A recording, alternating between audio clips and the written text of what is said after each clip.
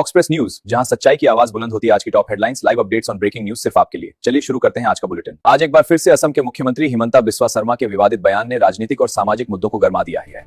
शर्मा ने हाल ही में कहा कि बांग्लादेश मूल के मुसलमानों की आबादी असम में तेजी से बढ़ रही है। यह जनसंख्या परिवर्तन, राज्य की पहचान तथा सामाजिक संतुलन के लिए चिंता का विषय है। उनके इस बयान ने पूरे देश में बहस छेड़ दी है और विरोधी दलों के साथ साथ मुस्लिम संगठनों ने भी कड़ी प्रतिक्रिया दी है। असम के मुख्यमंत्री हेमंत कुमार बिश्व शर्मा जब से मुख्यमंत्री बने हैं तो उन्होंने मुसलमानों को निशाने पे ले रखा है, मुसलमानों को टारगेट कर रखा है। पहले साल में उन्होंने 1200 मदरसों को बंद कर दिया, उन्होंने मदरसों में ताले लगवा दिए। और अब डेमोग्राफी की बात करते हैं, महंगाई चरम सीमा पर है और साथ ही साथ शिक्षा बहुत महंगी हो चुकी है।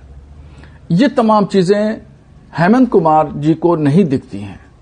वो सिर्फ ये शोर मचाने में और हिंदू भाइयों को गुमराह करने में लगे हुए हैं कि मुसलमानों की आबादी बहुत बढ़ रही है।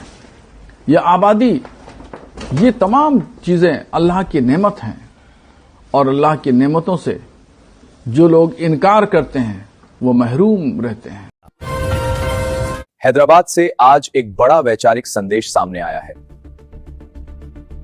राष्ट्रीय स्वयंसेवक संघ के प्रमुख मोहन भागवत ने सनातन धर्म, हिंदुत्व और हिंदू राष्ट्र को लेकर ऐसा बयान दिया है जिसने देश की सियासत और सामाजिक विमर्श को एक बार फिर तेज कर दिया है।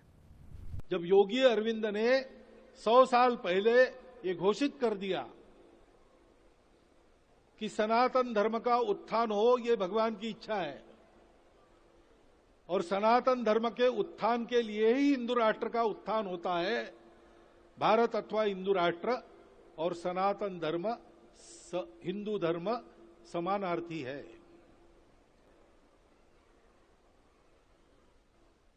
ये काम होना है, ये काम भारतीयों की ओर से ही होना है। हिंदू धर्म, हिंदू संस्कृति को मानने वाले हिंदू समाज से होना है। सुप्रीम कोर्ट ने अरावली पहाड़ों की परिभाषा पर सुओ मोटू स्वयं संज्ञान लिया। यह विवाद केंद्र सरकार द्वारा बनाए गए नए मापदंडों पर उठे विरोध और संगठित आंदोलनों के बीच आया, जहां नई परिभाषा के मुताबिक अब अरावली हिल को सिर्फ 100 मीटर से ऊपर ऊंचाई वाले भू आकृतियों के रूप में माना जाएगा। सुप्रीम कोर्ट ने इस मामले को definition of Aravalli hills and ranges and ancillary issues के शीर्षक से सोमवार को सुनवाई के लिए सूचीबद्ध किया है। यह फैसला पर्यावरण संरक्षण और अर्थव्यवस्था के संतुलन से जुड़ी व्यापक बहस का विषय बन चुका है।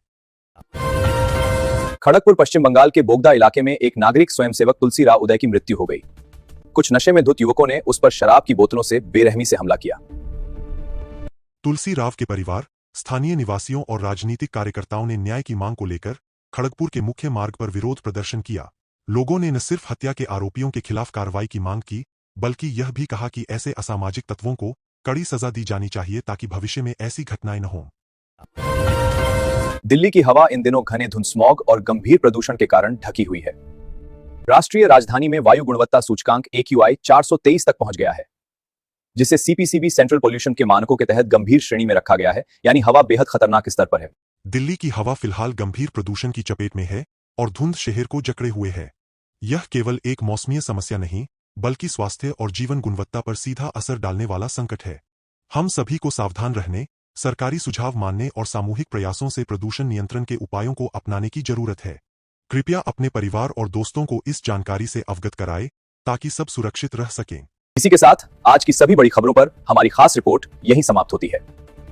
आप देखते रहिए वॉक्स प्रेस न्यूज, जहां खबरें नहीं सच्चाई बोलती है। देश दुनिया की हर अपडेट और हर अहम खबर के लिए बने रहिए हमारे साथ। हर बड़ी अपडेट सबसे पहले पाने के लिए हमारे चैनल को सब्सक्राइब करें, वीडियो को लाइक करें और खबरों को दूसरों तक पहुंचाने के लिए शेयर जरूर करें।